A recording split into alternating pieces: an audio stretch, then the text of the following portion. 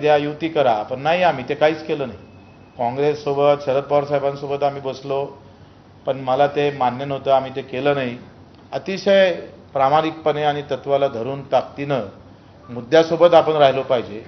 जो गोरगरीब जनता आहे त्याच्यासोबत आपण काम केलं पाहिजे. आपली ओळखच ते आहे महाराष्ट्रामध्ये. का सामान्य माणसाचा भिडू कोण असन तर तो बच्चू कडू आहे, असं एक जो नारा तयार झालेला आहे, तो आमच्या कष्टातून, मेहनतीतून, प्रामाणिकतेतून झालेला आहे. आणि म्हणून त्या विचारानं ही संघटना मोठी केली. फार लढलोय. कर्जमाफी झाल्यानंतर, घोषणा झाल्यानंतर आम्हाला काही अपेक्षा होत्या शेतकऱ्यांकडून, काही गर्दी करेल, काही आम्हाला येऊन भेटून शाबासकी देईल. दुर्दैवाने ते भेटली नाही. आणि आज नेत्यापर्यंत जायची काय गरज आली? जनतेपर्यंत जाणारा माणूस बच्चू कडू आज नेत्यापर्यंत का जावं लागतं? त्याचं कारणही जनताच आहे. आम्हाला विधानसभेत हार खावं लागली. 150 वेळा रक्तदान करणारा, 350 गुन्हे दाखल करून घेणारा, पडल्यानंतर पुन्हा 80 गुन्हे दाखल करून घेणाऱ्या बच्चू कडूला हार खावं लागली. अखेरी एकंदरीत या देशातलं राजकारण जात पात धर्माच्या ताकदीवर चालतं. मुद्दा आणि काम करणाऱ्या कार्यकर्त्याला मागं राहावं लागतं. ते तुम्हालाही माहीत आहे, वेगळं सांगायची गरज नाही. लोक बिलकुल काय म्हणते मेंढरासारखे जाती धर्माच्या मागं जातात आणि काम करणाऱ्या कार्यकर्ता थांबावं लागतं. असं एकंदरीत आमची भूमिका आहे. खरं तर बातमीतून बातमी तयार झालेली आहे, हे तुम्हाला मान्य करावं लागेल. आता या सगळ्या संदर्भात मी माझी भूमिका इथं स्पष्ट केलेली आहे. तुम्हाला काही प्रश्न विचारलं तर आपण विचारू शकतो. प्रस्ताव मला वाटतं मलाही तो माध्यमातूनच समजला.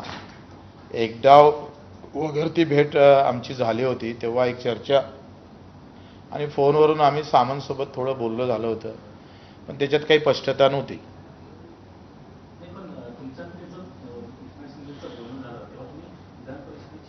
अशी काही चर्चा अशी काही चर्चा झाली नाही. कसं आहे, विधान परिषद मला तर हेच माहीत नव्हतं. मी आता हिमालयातून पायी चालून आलो.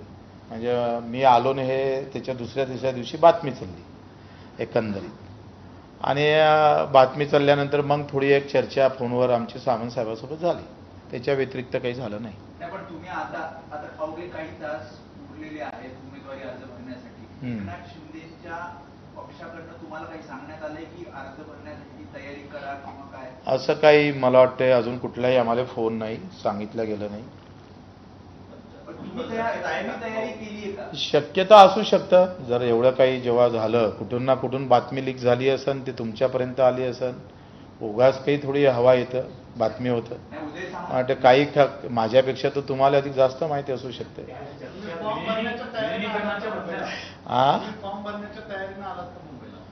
नाही, फॉर्म भरायला काही जास्त वेळ लागत नाही. आता 6 महिने 1 वर्ष अगोदर आपण भरलाच होतं. ते कागदपत्र बॅगीतच असतं.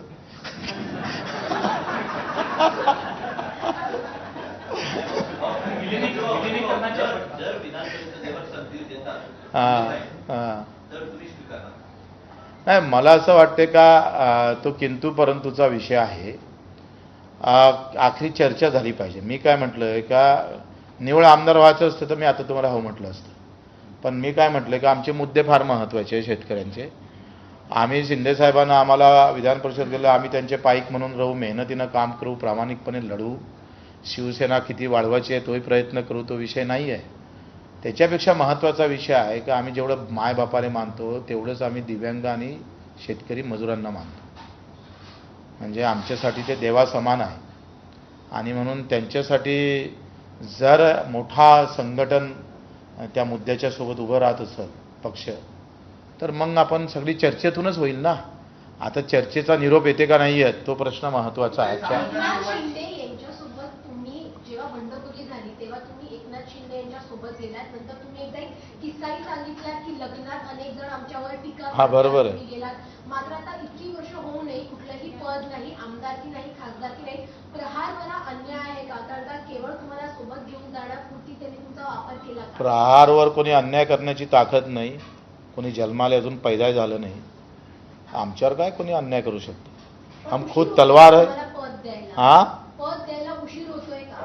नाही, आपण पद मागितलंच नाही. बघा, मुळात कसं आहे, पद मागणारा बच्चू कडू असता तर विधानसभेच्या अगोदर आम्ही ॲडजस्टमेंट नाही केली असते, आम्ही युती नाही केली असती, मला एक सीट दिली नसती का? कोण असं वाटतं तुम्हाला? तेवढी लायकी नाही आहे का बच्चू कडूची? नाही आहे. हम खुद के राजा आहे, आमची पानटपरी आहे. पण सावंतांबरोबर काय बैठक झाली? तुम्ही म्हणालात की उद्या सावंतांबरोबर फोनवर बोलणं झालं, ते काही इतकं विस्तृत झालं नाही. फोनवर असल्यामुळे घाईत होतोय. म्हटलं आल्यावर भेटू. म्हणजे आज भेटण्याची तयारी आहात का?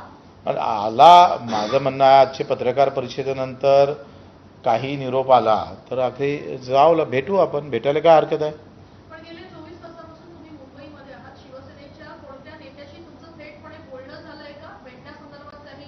मी 24 तासापासून मुंबईत नाही. काल जालना होतो, तिथून संभाजीनगर बायकार इकडे आलो आणि सकाळी आता आंघोळ केली तिथं येऊन बसलो. बच्चू, एकीकडे तुम्ही म्हणता की शिवसैनिकच आहे, तर थेटपणे असं आहे की प्रहार संघटना ही शिवसेनेला आता पाठिंबा देते का आणि याच मुद्द्यावर देते का की विधान परिषद साठी सकारात्मक? ताई, माझं काय म्हणणं आहे, हे चर्चानंतरच होईल. आपली चर्चा फेस टू फेस झाल्याशिवाय आपण याच्यावर काय बोलू शकतो? नाही, पण विलिनीकरणासाठी तुम्ही तयार आहात? नाही नाही, माझं काय म्हणणं आहे, पाठिंबा विलिनीकरण असू दे का अधिक काही असू दे, ह्या चर्चेशिवाय आपण काही बोलू शकत नाही.